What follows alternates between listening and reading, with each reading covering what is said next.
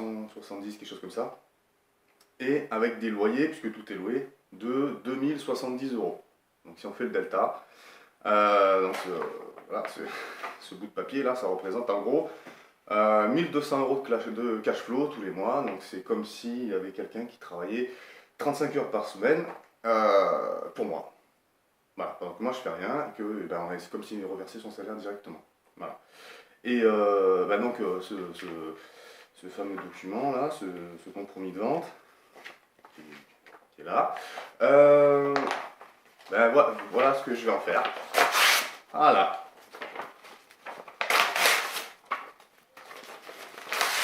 Voilà, là vous vous dites, le mec il a craqué, là, il est en train de balancer, oui parce que je le balance, hein, voilà, c'est fait. Le mec balance des documents qui lui auraient rapporté 1200 euros par mois, net, enfin avant impôt, mais net, comme ça. Eh ben oui. Eh ben oui, tout simplement parce que ce compromis-là, je l'ai signé hier, et que le jour du compromis, j'ai découvert des petites choses. En plus, bizarrement, il y a des choses dont on n'avait pas parlé, des choses qui étaient déguisées, dont on m'avait parlé vaguement. Comme une place de parking d'un coup qui sort comme ça d'une impasse qui donnait accès à l'immeuble. Et ah oui, oui, le propriétaire m'a dit oui, j'avais oublié de vous parler de cette place de parking. Bon, en soi, ça c'est pas trop grave. Bon. Et après, qu'est-ce qu'il y a eu d'autre? Ah oui, il devait y avoir un compteur d'eau pour les logements, un compteur d'eau pour le local commercial. Et puis en fait, non, pour le local commercial, c'était un sous-compteur. Donc il fallait tous les mois calculer, rétribuer, refacturer l'eau. Ça aussi, c'est pas très grave. Qu'est-ce qu'il y a eu d'autre? Qu'est-ce qu'il y a eu d'autre Oui, c'est un notaire qui mettait la pression pour que je verse absolument un dépôt de garantie pour verrouiller la vente. Je dis, mais il n'y a pas d'obligation. Oui, mais bon, quand même, c'est mieux. Je dis, ouais, ok.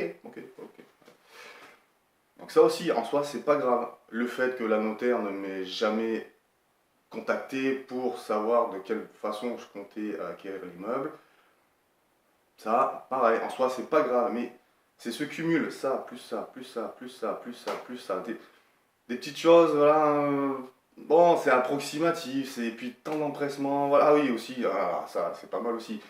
Ne pas pouvoir faire de contre-visite pendant les 10 jours de réflexion. Le propriétaire est bizarrement en vacances, pile poil 10 jours pendant ce délai. Bon, si on rajoute à ça le fait qu'il y a déjà eu un désistement avant moi d'un acheteur parce qu'il n'avait pas confiance,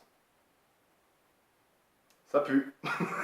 Donc s'il y a un doute, pas de place au doute. Donc ce que je vais faire, là je n'ai même pas encore reçu le courrier de la notaire signifiant la période de réflexion et donc de possibilité de rétractation.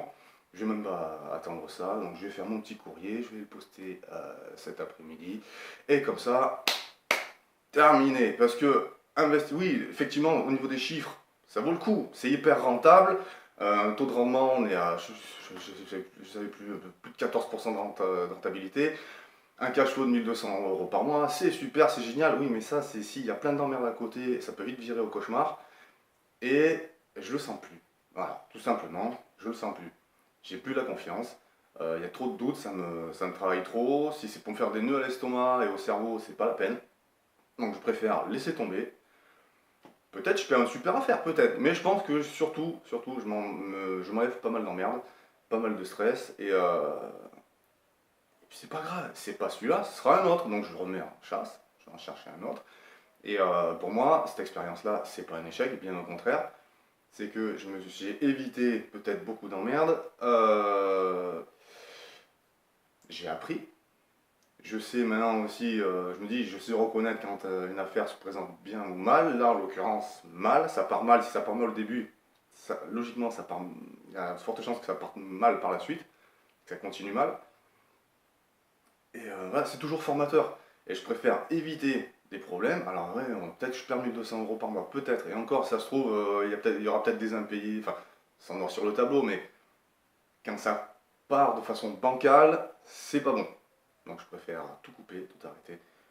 Et partir sur un nouveau projet, chercher quelque chose de peut-être un peu moins rentable, mais un truc carré, sans coup fourré, sans truc qui sort comme ça du chapeau à la dernière minute. Ah oui, il y avait aussi voilà, un voisin qui, bah, du coup, s'était pointé comme ça à la dernière minute pour acheter un petit bout de l'impasse.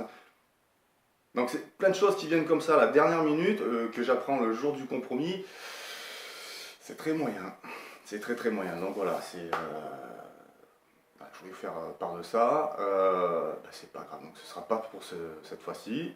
Ce sera pour bientôt. De toute façon, je suis pas inquiet là-dessus. Ce coup-là, c'est pas la peine. C'est pour ça qu'il faut pas s'entêter, même si sur le papier l'affaire est bonne. Faut pas s'entêter, faut pas se buter. S'il y a un truc qui coince, quelque chose que vous sentez pas, laissez tomber. Si c'est pas cette affaire-là, ce sera une autre. Terminé. Il y en a plein des opportunités. Donc, vaut mieux laisser passer quelque chose qui est pas net, un peu bancal comme ça, autant le laisser passer et chercher quelque chose d'autre, peut-être un peu moins rentable, mais toujours rentable quand même, au moins 10% de rentabilité, sinon c'est pas la peine. Mais et avoir par contre quelque chose qui tienne la route, qui soit carré, qui soit d'un point de vue sérénité au top, plutôt que d'aller s'emmerder juste pour un maximum de rentabilité avec des problèmes de sous-facture, de places de parking, enfin des trucs bancals qui vont être source de stress, d'emmerde, ça c'est pas la peine ça. Voilà. Le but c'est d'être heureux, serein, tranquille. Donc tout ça, vaut mieux laisser passer. Donc voilà, c'était le petit débriefing sur ce cinquième investissement qui du coup est annulé. Et bah, je vous dis à bientôt pour un vrai cinquième investissement et puis d'autres vidéos. Allez, à bientôt.